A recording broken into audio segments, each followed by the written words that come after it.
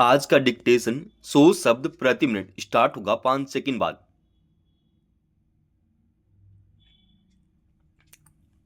Start. मुख्य निर्वाचन आयुक्त के चयन को लेकर जैसे ही कयास लगाए जा रहे थे, आखिरकार वही हुआ। विपक्ष मांग करता रहा कि इस पद पर नियुक्ति के संबंध में सर्वोच्च न्यायालय की सुनवाई तक बैठक को टाल दिया जाना चाहिए। मगर सरकार ने उस मांग को अस्वीकार करते हुए राजीव कुमार की सेवानिवृत्ति से एक दिन पहले ही बैठक बुला ली और नए मुख्य निर्वाचन आयुक्त की नियुक्ति कर दी गई। अब इस मामले में सर्वोच्च न्यायालय का जो भी फैसला आएगा, उसका बहुत मतलब नहीं रह जाएगा। नए मुख्य निर्वाचन आयुक्त को पदोन्नत किया गया है, मगर विपक्ष इसे उचित नहीं मान रहा। दरअसल, पिछले कुछ समय से जिस तरह निर्वाचन आयोग के कामकाज और उसकी कर्तव्यनिष्ठा को लेकर सवाल उठते रहे हैं, उसमें नए निर्वाचन आयुक्त की नियुक्ति को लेकर सरकार की हड़बड़ी संदेह की गुंजाइश पैदा करती है। संवैधानिक पदों पर नियुक्ति में पारदर्शिता की अपेक्षा स्वाभाविक है। मुख्य निर्वाचन आयुक्त की नियुक्ति में निष्पक्षता की मांग इसलिए उठती रही है कि इसी संस्था से लोकतंत्र की रक्षा का भरोसा बनता है। पिछले कुछ वर्षों में निर्वाचन आयुक्त के सरकार की मंशा के अनुरूप काम करने, मतदाता सूची और मतदान मशीनों में गड़बड़ी कराने, मतदान संबंधी ब्यूरो में तालमेल न होने आदि के गंभीर आरोप लगते रहे हैं। इसीलिए मुख्य निर्वाचन आयुक्त की नियुक्ति में निष्पक्ष व्यवस्था की गुहार लगाते हुए सर्वोच्च न्यायालय का दरवाजा खटखटाया गया था। हालांकि यह पहली बार नहीं है, जब भारत निर्वाचन आयोग के कामकाज के तरीके पर सवाल उठ रहे हैं। पहले भी सरकार पर अपनी पसंद के व्यक्ति को इस पद की जिम्मेदारी सौंपने का आरोप लगा है। प्रधानमंत्री की सलाह पर राष्ट्रपति इस पद पर नियुक्ति करते थे। मगर जब निर्वाचन आयोग के कामकाज में पारदर्शिता धुंधली होने लगी, तो इस नियुक्ति प्रक्रिया को अदालत में चुनौती दी गई थी। तब सर्वोच्च न्यायालय ने व्यवस्था दी थी कि प्रधानमंत्री, नेता प्रतिपक्ष और प्रधान न्यायाधीश की 3 सदस्यों वाली समिति इस पद पर नियुक्ति करेगी। मगर सरकार ने उस व्यवस्था को पलटकर कानून बना दिया कि 3 सदस्यों में एक सदस्य प्रधान न्यायाधीश की जगह एक केंद्रीय मंत्री होगा। इसी पर स्थगन की याचिका दायर की गई है, जिस पर सुनवाई होनी है। अगर सरकार सचमुच इस पद की निष्पक्षता को लेकर गंभीर होती, इस संस्था की स्वायत्तता को मूल्यवान समझती, तो शायद इतने विवादों के बावजूद इस पद पर नियुक्ति की ऐसी जल्दबाजी न दिखाती। स्वतंत्र और निष्पक्ष चुनाव संवैधानिक संकल्प है। यह तभी संभव हो सकता है, जब निर्वाचन आयुक्त स्वायत्त और निष्पक्ष ढंग से काम कर सके।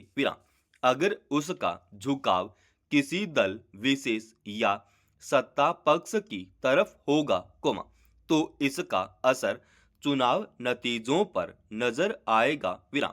स्वायत्तता के साथ साथ यह मांग भी लगातार उठती रही है कि निर्वाचन आयोग को एक निखंदत विहीन संस्था के बजाय अधिकार संपन्न संस्था बनाया जाना चाहिए, जो आचार संहिता के उल्लंघन आदि के मामले में कठोर कार्रवाई कर सके। विराम। मगर ऐसा कोई चुनाव नहीं गुजरता, जब निर्वाचन आयोग पर गंभीर आरोप नहीं लगते। विराम। सबसे अधिक तो मतदान मशीनों को लेकर सवाल उठते हैं। विराम।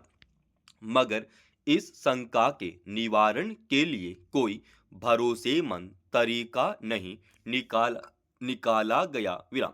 ऐसे में मुख्य निर्वाचन आयुक्त की नियुक्ति में परस्पर सहमति की अपेक्षा स्वाभाविक है। पैरा। नई दिल्ली रेलवे स्टेशन की त्रासद घटना के बाद अब कुछ सख्त नियम कायदे लागू किए गए हैं, ताकि आगे वैसी स्थिति से बचा जा सके। विराम। सवाल है कि अगर सरकार और संबंधित महकमों की नींद तभी क्यों खुलती है, जब कोई हादसा हो जाता और मामला तूल पकड़ लेता है। विराम। प्रयागराज महाकुंभ में पहुंचने के लिए सभी राज्यों से भारी संख्या में लोग रेलवे स्टेशनों पर जमा हो रहे हैं, तो यह कोई अचानक पैदा होने वाली स्थिति नहीं है। विराम। इस बात की संभावना बिल्कुल शुरू से थी कि नई दिल्ली रेलवे स्टेशन से महाकुंभ के लिए जाने वाले लोगों की संख्या कभी भी बेलगाम हो जा सकती है। विराम। विडंबना है कि इसके मद्देनजर स्टेशन पर कोई भी ऐसी व्यवस्था नहीं दिखी, जिससे लगे कि सरकार किसी त्रासद घटना को न होने देने की इच्छा शक्ति के साथ काम कर रही है। विराम। इसका नतीजा इस रूप में सामने आया कि नई दिल्ली स्टेशन पर बड़े पैमाने पर लोग पहुंचे और महाकुंभ में जाने के लिए गाड़ी पकड़ने की कोशिश में भगदड़ मच गई। पैरा। सच यह है कि कुछ पूर्व सुरक्षा इंतजाम और सख्त नियम कायदे लागू करके जिस त्रासद घटना को होने से रोका जा सकता था, वहां सिर्फ व्यवस्थागत बद इंतजामी, शासकीय अदूरदर्शिता और लापरवाही की वजह से कई लोगों की जान चली गई। विराम।